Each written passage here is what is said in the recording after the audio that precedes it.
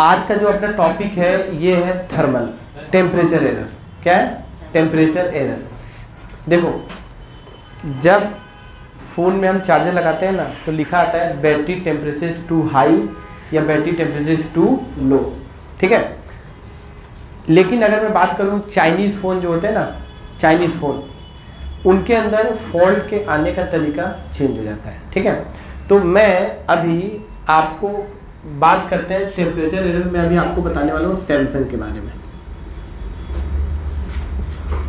Samsung के जितने भी मोबाइल फ़ोन होते हैं उसमें टेम्परेचर एरर आने के क्या क्या रीजंस होते हैं, क्यों टेम्परेचर एरर आता है।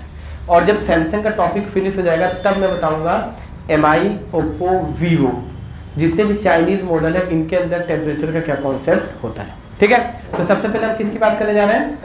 सैमसंग की। क्लियर है? ठीक है, तो समझो, यहाँ पे पहले समझो। देखो क्या होता है कि जब मैंने आपको थर्मल रजिस्टर के बारे में बताया था, जिसको NTC के नाम से हम जानते हैं, तो मैंने आपको बताया था कि ये जो थर्मल रजिस्टर हमारे मोबाइल में एक से ज़्यादा होती है और इसका नेचर क्या होता है कि जब भी ये हिट होती है तो ये अपनी वैल्यू को क्या करती है? डिक्रीज करती है ना। हमारे मोबाइल फ़ोन में थर्मल रजिस्टर जो होता है CPU के पास लगा हो सकता है, जिसको AP थर्मल बोलते हैं। बैटरी के अंदर चाइनीज़ फ़ोनों में लगा होता है। सैमसंग के फ़ोनों में चार्जिंग जैक के पास या सब बोर्ड में लगा होता है। इसके अलावा कई सारे फ़ोनों में ब्लूटूथ IC, वाईफाई IC के पास भी लगा हो सकता है, PA के पास भी लगा हो सकता है और आजकल नए फ्लैगशिप मॉडल में LCD कनेक्टर के पास भी लगा हो सकता है। ये जो थर्मल रजिस्टर होता है, ये जो थर्मल रजिस्टर होता है ये बेसिकली जहाँ भी लगा होगा उस IC के टेम्परेचर को सेंस करेगा।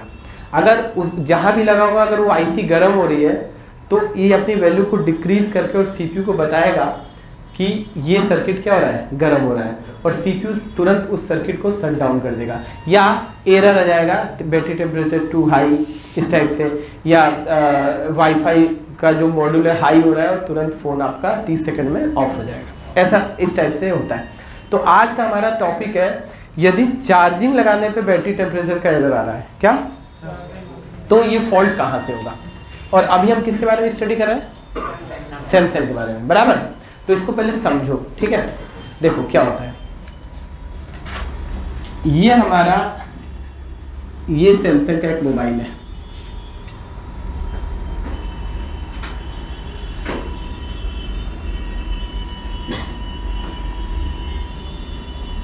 ये क्या है? सैमसंग का एक मोबाइल फ़ोन है।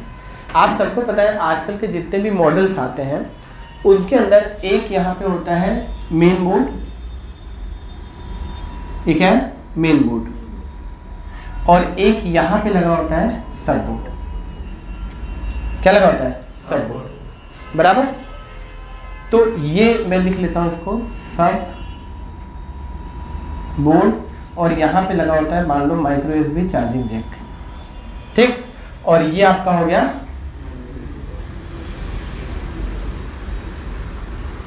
Main board. क्लियर है? तो जितने भी सैमसंग के मॉडल्स आपको देखने को मिलेंगे इसमें क्या होता है कि जब आप यहाँ पे चार्जिंग लगाते हो तो 5 वोल्ट की सप्लाई सबसे पहले B2B पे जाती है, फिर यहाँ से पत्ते के थ्रू कहाँ जाती है? ऊपर, और ऊपर जाने के बाद फिर चार्जिंग IC पे जाती है और आपका फ़ोन चार्ज होना शुरू हो जाता है। ठीक है, तो कंपनी क्या करती है कि जो हमारा चार्जिंग जैक है या सब बोर्ड है यहीं पे एक थर्मल लगा देती है। क्या लगाती है? थर्मल। आपको याद है थर्मल रेजिस्टेंस हमने पढ़ा था? इसको सैमसंग के सर्किट में TH से डिनोट करते हैं। किससे? TH, याद है? TH। और चाइनीज फोनों में इसको हम NTC या RT से डिनोट करते हैं। क्लियर है सबका? और जो थर्मल रजिस्टर होती है इसका नेचर अभी बताया कि अगर 100 किलो ओम का लगा है, मान लो यहाँ पे कितने किलो ओम का लगा है? 100K का लगा है, तो अगर आप चार्जिंग लगाते हो यहाँ पे फ़ोन में चार्जिंग लगाते हो और किसी रीजन से आपका सब बोर्ड हीटअप होता है। क्या? सब बोर्ड हीटअप होता है, क्योंकि देखो आप सबको पता है कि हमारे फ़ोन का सबसे डेंजरस पार्ट है बैटरी। पावर सोर्स डेंजरस होता है ना। तो किसी रीज़न से अगर चार्जिंग का सब बोर्ड गर्म होता है, क्या होता है? गर्म होता है तो उस कंडीशन में ये जो थर्मल है 100 किलो ओम का है, ये भी क्या होगा, हीटअप होगा। ये भी क्या होगा, हीटअप नहीं होगा। और जब ये हीटअप होगा तो इसकी वैल्यू क्या होगी, और तुरंत सीपीयू को पता चल जाएगा कि something is wrong with charging section, पता नहीं चलेगा। और सीपीयू तुरंत एक मैसेज देगा, battery temperature is too high या battery temperature is too low, और चार्जिंग आपकी वहीं पे क्या हो जाएगी, रुक जाएगी। तो ये जो थर्मल है काहे के लिए, प्रोटेक्शन के लिए। काहे के लिए, प्रोटेक्शन के लिए, आपके सर्किट को प्रोटेक्ट कर रहा है। अगर कुछ भी यहाँ पे हीटअप होता है तो तुरंत ये वैल्यू को क्या करेगा, डाउन, और तुरंत सीपीयू को पता चल जाएगा कि कुछ ना कुछ गड़बड़ है, कुछ ना कुछ, और तुरंत चार्जिंग आपकी क्या हो जाएगी, स्टॉप। लेकिन सिर्फ इससे ये सब नहीं होता, इसका एक प्रॉपर एक सर्किट है। क्या है, ये मैंने आपको सिर्फ एग्जांपल बताया। तो आज के बाद याद रहेगा कि सैमसंग के जितने भी मॉडल होंगे उसमें थर्मल रेजिस्टेंस कहाँ लगा होगा, सब बोर्ड में। इतना तो सबको क्लियर है। अब ये पूरा सर्किट कैसे काम करता है, सर्किट में कैसे इसको स्टडी करेंगे और कहाँ से फॉल्ट आ सकता है, हम इसको पूरा स्ट्रक्चर पढ़ने वाले हैं। क्लियर है। इसलिए आपको सबसे पहले वोल्टेज डिवाइडर सर्किट पढ़ना होगा। क्या पढ़ना होगा, वोल्टेज डिवाइडर सर्किट।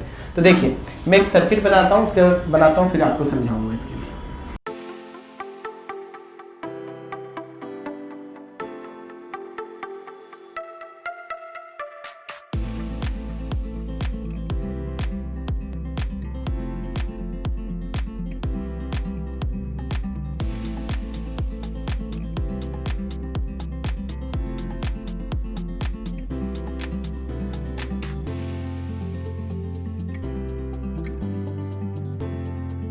समझिए, ठीक है। इसमें होता क्या है, देखिए इसको बोलते हैं वोल्टेज डिवाइडर सर्किट। क्या बोलते हैं, वोल्टेज डिवाइडर सर्किट। देखो इस पूरे सर्किट को हम वोल्टेज डिवाइडर, थर्मल का वोल्टेज डिवाइडर सर्किट बोलते हैं। और ये जो सर्किट है ऑलमोस्ट सैमसंग के हर मॉडल में आपको मिलेगा, ठीक है। इसको हम मेन थर्मल, चार्जिंग थर्मल या बैटरी थर्मल के नाम से जान सकते हैं सर्किट में। कहाँ पे, सर्किट में। यही वो सर्किट है जिसमें फॉल्ट आने से आपके डिस्प्ले पे ऐसे मैसेज आता है बैटरी टेम्परेचर टू हाई या बैटरी टेम्परेचर टू लो, ठीक है। तो अब इसको समझो कैसे ये एरर आता है, क्या होता है, ठीक है। सबसे पहले देखो यहाँ पे मैंने लिखा है, एक है 1.8 वोल्ट की सप्लाई आती है पावर आईसी से, ठीक है। और आप सभी जानते हो ये पुल अप है, 1.8 पुल अप वोल्टेज है और पुल अप रजिस्टर है। और ये 1.8 वोल्टेज तब आता है जब आपके फ़ोन में आपका फ़ोन ऑन है, या आपने चार्जिंग लगाया तो सबसे पहले 1.8 बनती है पावर आईसी से, और ये आती है एक रेजिस्टेंस R1 पे। इसको मैंने एक नाम दिया है R1। कितने किलो ओम का है, 100 किलो ओम का। और चूंकि आप जान सकते हो, सिंबल देख के आपको पता चलेगा कि ये एक नॉर्मल रजिस्टर है। क्या है, नॉर्मल। तो 1.8 वोल्ट की सप्लाई आती है 100 किलो ओम की रेजिस्टेंस से। फिर ये सप्लाई को ड्रॉप होगी, कुछ कम होगा, रजिस्टर लगा है, और ये सप्लाई यहाँ से होते हुए कहाँ पे जाएगी, R2 पे। ये क्या लगा है, R2। ये जो R2 रजिस्टर है, देखने से आपको पता चल गया होगा ये थर्मल रजिस्टर है सिंबल से। और ये जो थर्मल रजिस्टर का भी सिंबल क्या है, 100 के, है ना। तो ये R1 हो गया और ये R2, ठीक है। और ये 1.8 ये कुछ ड्रॉप करेगी और कुछ ये ड्रॉप करेगी, और फिर फाइनल जो आउटपुट निकलेगा वो एक कैपेसिटर से फिल्टर होते हुए चला गया किसको, सीपीयू। कहाँ चला गया, सीपीयू को। और सीपीयू इस वोल्टेज को सेंस करेगा। तो एक फॉर्मूला मैंने आपको पहले ही बताया था, एक फॉर्मूला है V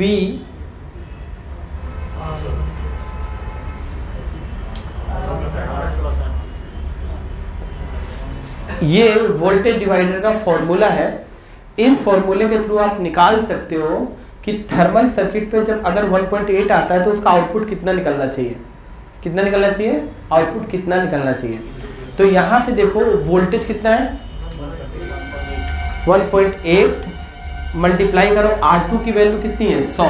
अब ध्यान रखो, जब भी वोल्टेज डिवाइडर सर्किट में जो रजिस्टर ग्राउंड से होगी हम उसी को R2 मानेंगे, और जिस पे वोल्टेज आएंगे उसको क्या बोलेंगे, R1। क्लियर है सबको, ठीक है। तो यहाँ पे R1 R2 की वैल्यू कितनी है, 100। R1 की वैल्यू 100 प्लस R2 की वैल्यू 100। ठीक है। तो अगर आप इसको कैलकुलेशन करोगे तो आपको रिजल्ट मिलेगा 0.9 वोल्ट। कितना मिलेगा? तो इसका मतलब ये हुआ कि जब आपका सर्किट नॉर्मल काम करेगा, क्या होगा? आपके फोन में कोई प्रॉब्लम नहीं है, नॉर्मली काम कर रहा है, तो उस कंडीशन में सेट ऑन होने पर 1.8 का इनपुट आएगा, वोल्टेज डिवाइडर सर्किट से 0.9 वोल्ट का आउटपुट निकल के सीपीयू को सेंसिंग वोल्टेज जाएंगे। और जब तक सीपीयू को 0.9 के आसपास का सेंसिंग वोल्टेज जाएगा तब तक सीपीयू ये समझेगा कि everything is fine, charging circuit में कोई एरर नहीं है। तो ये जो वोल्टेज है ये आपका हो सकता है 0.6 to 0.9 वोल्ट, क्योंकि आप सभी को पता है कि जो थर्मल रेजिस्टेंस होती है, हमने जब चेक किया था तो इसकी वैल्यू कभी भी स्टेबल नहीं होती है। हमारा रूम का टेम्परेचर से भी इसकी वैल्यू डाउन हो जाती है, ड्रॉप हो जाती है। आपने देखा था 100 किलो ओम की थर्मल को हम चेक कर रहे थे तो 60 किलो ओम बता रही थी, याद है? तो इसीलिए कंपनी ने इसका आउटपुट का मेजरमेंट 0.6 से 0.9 कर दिया है कि जब तक इतना वोल्टेज सीपीयू को मिलेगा तब तक सीपीयू समझेगा कि थर्मल सर्किट सही तरीके से काम, मतलब आपके चार्जिंग फोन में लगाने से कोई भी हीट अप सर्किट नहीं हो रहा है, बराबर। अब सुनो अब क्या होता है। अब मान लो ये रजिस्टर फोन में कहाँ लगी होती है? कहाँ पे? सब बोर्ड में। कहाँ लगी होगी? अरे मैंने अभी बताया थर्मल कहाँ लगी होगी? सब बोर्ड में। ये नीचे सब बोर्ड में लगी होगी। और ये R1 है ना, ये सब बोर्ड में भी लगी हो सकती है और ऊपर भी हो सकती है, इसका कोई लोकेशन का कोई फंडामेंटल नहीं है। लेकिन R2 कहाँ लगी होगी? सब बोर्ड में, ठीक है। अब मान लो आपने चार्जर लगाया और चार्जर लगाने के बाद ना नीचे का सपोर्ट बहुत तेज हीटअप हुआ, तो हो सकता है कि ये 100 किलो ओम की वैल्यू डाउन होकर 30 किलो ओम हो जाए। अरे हीट होगा तो इसकी वैल्यू भी तो कम होगी कि नहीं होगी? होगी ना। तो अगर 30 किलो ओम अगर इसकी वैल्यू हो गई तो अब यहाँ पे कैलकुलेशन निकालते हैं 1.8 और R2 की वैल्यू कितनी हो गई, है ना, ऑब्लिक R1 की वैल्यू 100 और R2 की वैल्यू 30। निकालो कितना हुआ, लगभग आप कैलकुलेट करोगे तो इसका आउटपुट निकलेगा 0.4, ठीक है। मतलब अगर R2 की वैल्यू 30 किलो ओम हुई तो आउटपुट कितना हो गया? तो ये हमारा जो एक नॉर्मल आउटपुट था उससे कम हो गया और तुरंत सीपीयू पकड़ लेगा, अच्छा 4.4 ले बेटा, बैटरी टेम्परेचर टू हाई, और आपका फोन पे चार्जिंग क्या हो जाएगा? स्टॉप। समझ में आया कि नहीं आया? समझ में आया? तो ये सर्किट क्यों डिजाइन किया गया है? ये सर्किट इसीलिए डिजाइन किया गया है कि अगर कोई भी सबबोर्ड में हीटिंग होता है तो उस कंडीशन में थर्मल की वैल्यू क्या होगी? ड्रॉप होगी, और इस वोल्टेज डिवाइडर सर्किट से सीपीयू को पता चल जाएगा कि वोल्टेज क्या हो गई है? ड्रॉप हो गई है, और आपका फोन में तुरंत एरर आ जाएगा। अब देखिए नेक्स्ट, ठीक है। अब सुनो, अब यहाँ पे कई बार क्या होता है कि कोई हीटअप नहीं होता है सर्किट, कुछ भी हीट उट नहीं होता है, और क्या होता है कि थर्मल का एरर आ जाता है। किसका एरर? तो अभी आपने समझा कि कोई जरूरी नहीं है कि ये जो आउटपुट वोल्टेज है यहाँ पे वोल्टेज का कम होना या ज़्यादा होना कोई जरूरी नहीं कि थर्मल खराब होने से हो। मान लो गलती से ये R1 निकल गई, तो बताओ यहाँ पे कितना आउटपुट निकलेगा? 0 हो गया, तब भी तो एरर आ जाएगा, नहीं आएगा? मान लो ये लाइन कट गई, कितना आएगा? आएगा कि नहीं आएगा? मान लो R1 और R2 के बीच का कनेक्शन टूट गया, तो आउटपुट कितना मिलेगा? 0 या डाउन 1.7, कितना मिलेगा तकरीबन? तो तब भी तो ये जो इसका एक्चुअल वोल्टेज था उससे ज़्यादा हो गया, तब भी तो एरर आएगा। मतलब थर्मल का जो एरर आता है, कोई भी थर्मल का जो एरर आता है, ये थर्मल का एरर कोई ज़रूरी नहीं कि बोर्ड के हीटअप होने से आए। कई बार ये वोल्टेज डिवाइडर सर्किट में फॉल्ट आने से भी थर्मल का एरर आ जाता है, ठीक है। अब मैं आपको एक छोटा सा एग्जांपल दिखाता हूँ, ठीक है। तो पहले इतना समझ में आया कि नहीं आया? क्लियर है इतना सबका? इधर पीछे, इधर मैं भी पूछूंगा जी, बोर्ड पे चेक कराऊंगा। किसी को कोई डाउट हो तो बताओ। सर ये जैसे कि आपने बताया कि 0.6 से 0.9 जो वोल्टेज है इससे जब अगर ऊपर जाता है हाँ हाँ तब भी एरर आएगा, तब भी error है। और अगर इससे नीचे आता है तब भी एरर आएगा। ठीक है, अब यहाँ देखो इसका कनेक्शन कैसे होता है बोर्ड में, समझो। देखो ये एक बोर्ड लेता हूं मैं,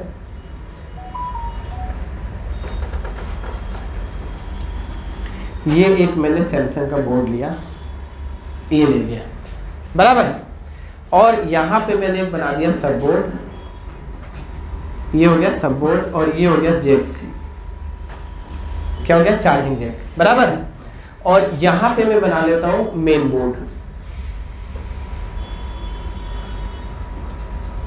ये हो गया मेन बोर्ड। क्लियर है? ठीक है, अब देखो ध्यान से देखना, मैं यहां पे एक बना देता हूं सीपीयू, और यहां पे एक बना देता हूं पीएम, और यहां पे एक होता है B2B कनेक्टर, और यहां पे भी एक B2B कनेक्टर बना लेते हैं। हो गया? अब ध्यान देना, क्या अरे एग्जाम्पल, अब मैंने बताया ये R2 कहाँ लगती है,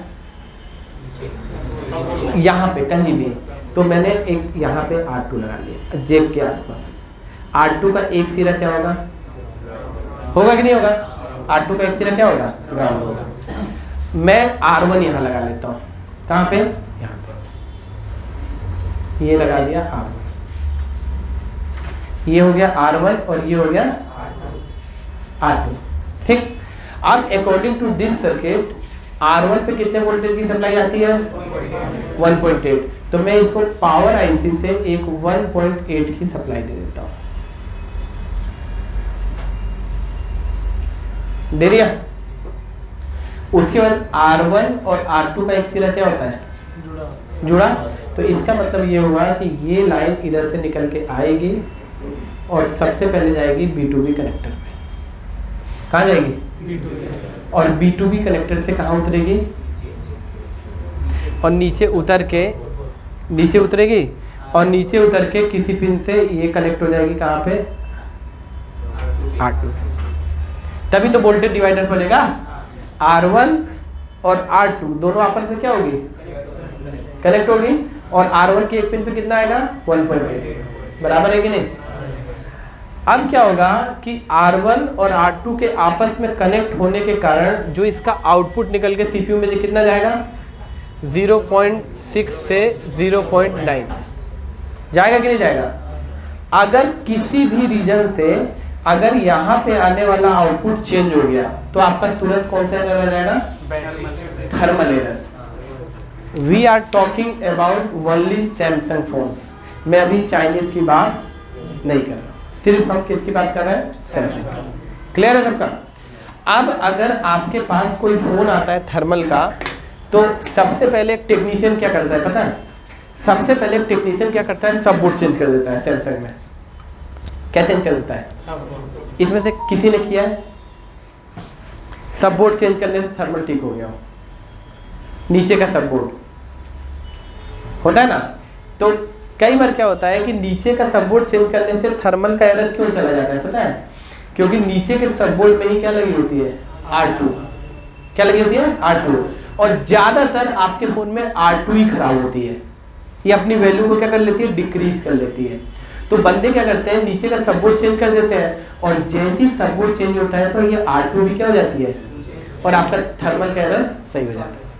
तो पहली बात, आज के बाद आपको पता चला कि सबबोर्ड चेंज करने से सैमसंग में थर्मल का एरर क्यों ठीक हो जाता है, पता चला सबको क्यों, क्योंकि नीचे R2 क्या हो जाती है, चेंज।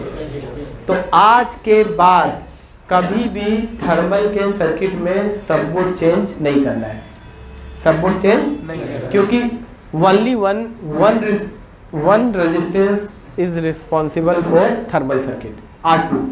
क्यों ना हम R2 को ही चेंज कर दें, क्यों हम पूरे मदरबोर्ड को चेंज करेंगे। सैमसंग A50 में मदरबोर्ड चेंज करोगे सेट डेट हो जाएगा, पता है, कभी मदरबोर्ड चेंज नहीं करना चाहिए। और इसके अलावा अगर आप मदरबोर्ड चेंज करते हो तो कई बार सिग्नल का इशू आता है, क्योंकि चार्जिंग वाला मदरबोर्ड मार्केट में लोकल मिलता है। ठीक है, चलो ये क्वेश्चन का आंसर मिला। कई बार आपको पता है कई बंदे पत्ता चेंज कर देते हैं और थर्मल ठीक हो जाता है, सुने हो कभी? होता है ऐसा। हम फ्लेक्स चेंज करते हैं B2B और थर्मल ठीक हो जाता है। आज आपको पता चला क्यों थर्मल ठीक हो जाता है? कई बार क्या होता है कि ये लाइन कट जाती है। क्या?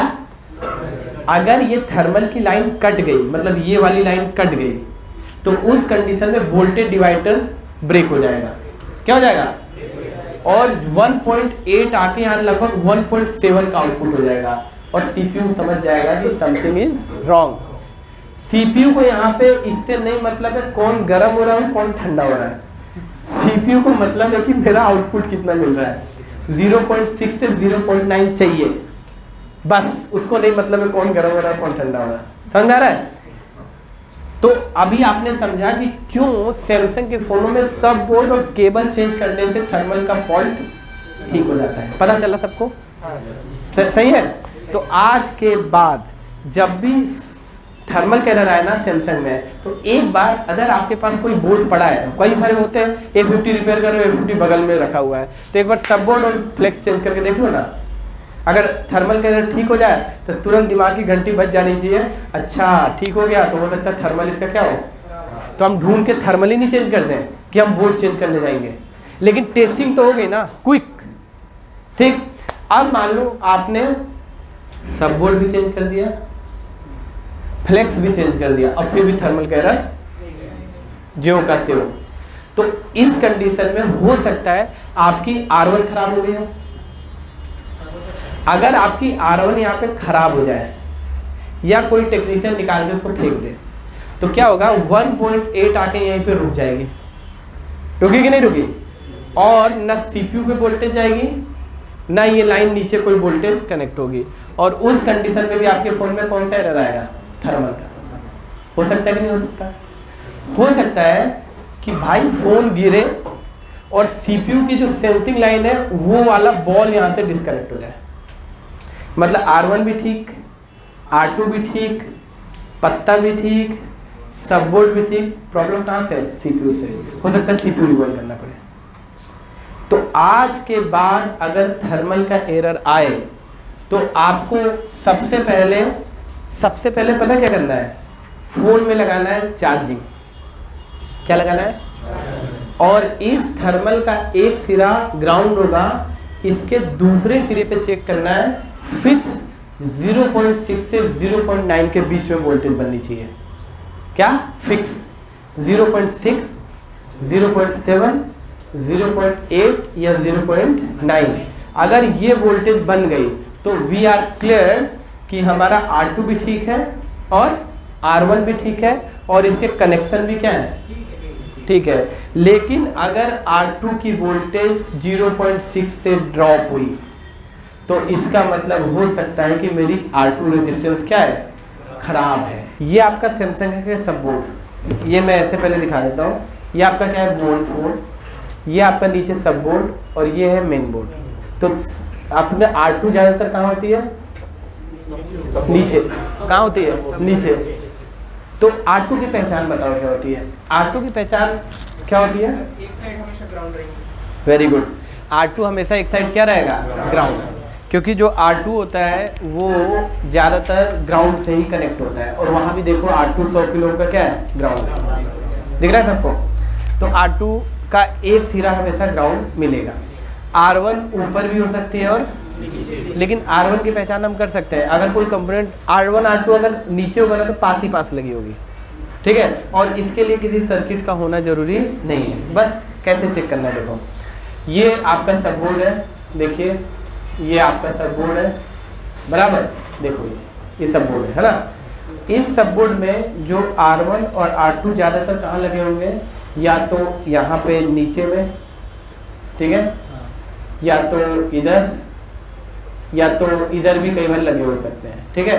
तो इसकी पहचान कैसे करें? इसकी पहचान करने के लिए सबसे पहले R2 आपको याद था, बोथ साइड सिल्वर, बीच में ब्लैक, साइज में थोड़ा सा ऊंची होती है, फैट कलर होता है। और R1 जो नॉर्मल रजिस्टर है वो छोटी, चपटी और शाइनिंग बॉडी होती है।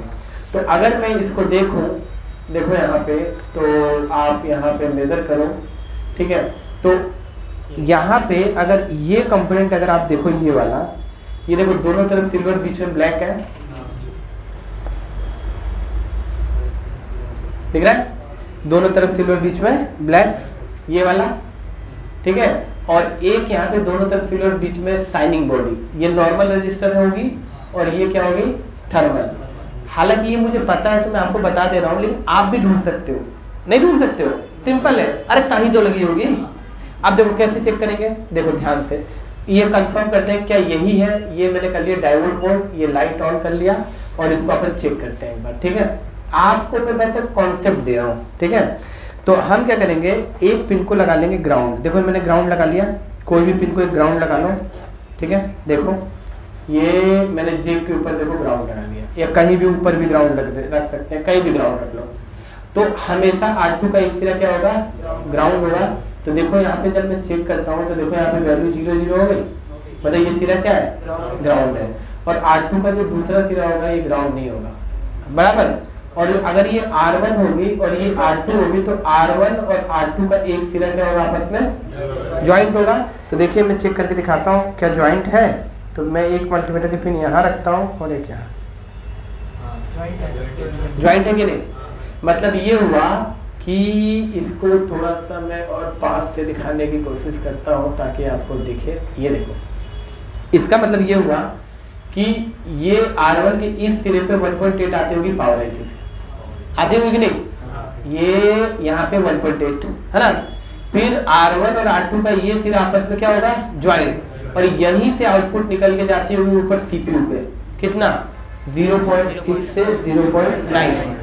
और CPU को पता चलता होगा कि भाई एवरीथिंग इज फाइन। तो अपन चेक करेंगे कैसे, देखो अब मान लो इस कोड में थर्मल का एरर आया और आपने चेक किया, सब कुछ चेक किया, ठीक हो गया है ना। तो फॉल्ट कहाँ है, देखो कैसे चेक करेंगे। इसके लिए अपन लगाएंगे चार्जर। फोन ऑन करने की जरूरत नहीं है, थर्मल की वोल्टेज सिर्फ चार्जर लगाती बन जाती है, क्योंकि ऑफ मोड में भी चार्जिंग होता है और ऑन मोड में भी चार्जिंग होता है। जब अभी आप डेड सेक्शन का बूट सीक्वेंस पढ़ोगे तो उसको हम बताएंगे कितनी वोल्टेजेस फोन ऑन होने के बाद बनेगी और कितनी वोल्टेजेस ऑन होने के पहले, मतलब चार्जिंग लगाने पे ऑफ मोड में, ठीक है, कौन कौन सी वोल्टेज बननी है अपनी। तो अपन यहाँ पे लगा लेते हैं जेक, ये लगा लिया है ना। और जेक लगा के हम चेक करते हैं, देखिए ये। और अब मल्टीमीटर को करते हैं DC 20 पे, लाइट ऑन, ठीक है, और चेक करते हैं। तो अकॉर्डिंग टू हमारी थ्योरी कहती है कि R1 पे 1.8 कहाँ से आते हैं? CPU से, सॉरी पावर से, सॉरी। तो यहाँ पे अपन चेक करते हैं 1.8 आ रहे हैं, आ गए, कहाँ से आ रहे हैं? PM से। तो अगर पत्ता वत्ता कट जाए तो ये 1.8 ड्रॉप हो जाएंगे कि नहीं? तब भी थर्मल एरर आएगा कि नहीं आएगा? हाँ। उसके बाद R1 और R2 का बीच का जो आउटपुट होना चाहिए कितना होना चाहिए? तो ये आप R2 पे भी चेक कर सकते हो और R1 पे भी। किस पे चेक कर सकते हो? तो हम एक बार चेक करते हैं, देखो कितना आउटपुट है। इट मीन्स हमारा वोल्टेज डिवाइडर प्रॉपर काम कर रहा है।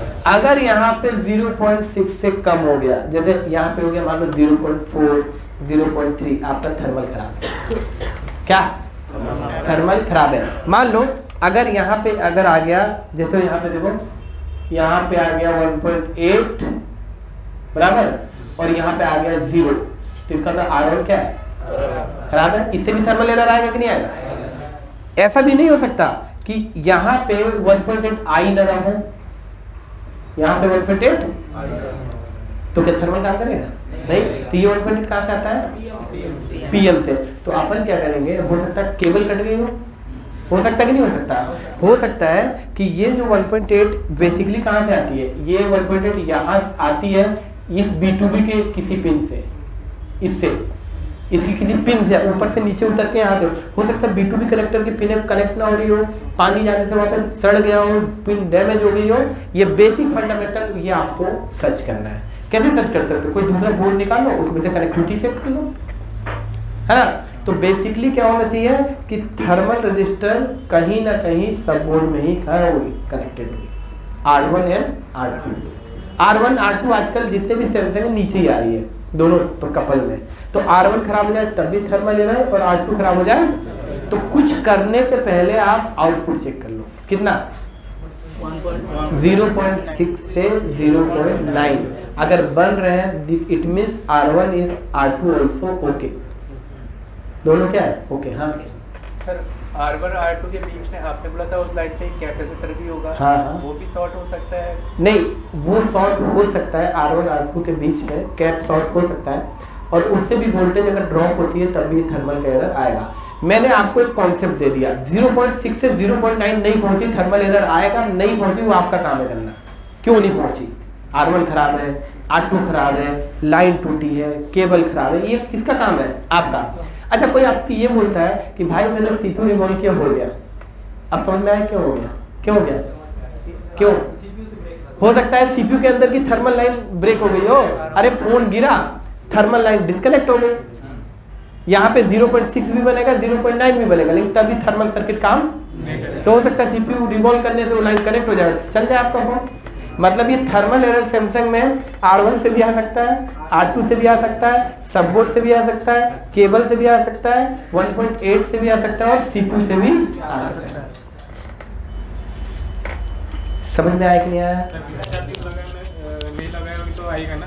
अगर आप चार्जिंग नहीं लगाओगे तो सेट ऑन करने के बाद चेक करो। कैसे? सेट ऑन करने के बाद। समझ में आया? अगर आपने नहीं लगाया तो सेट ऑन करने के बाद क्या करो? चेक करो। बराबर है। अब एक चीज और सुनो, अभी सैमसंग में अगर कोई थर्मल एरर आता है, ठीक है, तो क्लियर हुआ क्या करना है स्टेप बाय स्टेप। लेकिन अब मैं आपको एक एडवांस लेवल का थर्मल सर्किट पढ़ाऊंगा। क्या? अगर नीचे का सबबोर्ड भी ठीक है, R1 भी ठीक है, R2 भी ठीक है और आपने केबल वेबल सब चेक कर लिया फिर भी थर्मल काम और आजकल के फोनों में ये सबसे ज्यादा फॉल्ट आता है। ठीक है, तो वो जो आगे का सर्किट है वो अब हम दूसरे पार्ट में पढ़ते हैं। तो अभी के लिए वीडियो को इतने ही रहने देते हैं। ठीक है, अगर आपको भी सेकंड पार्ट पढ़ना है तो प्लीज ज्वाइन अस। ठीक है, इसको कट करो।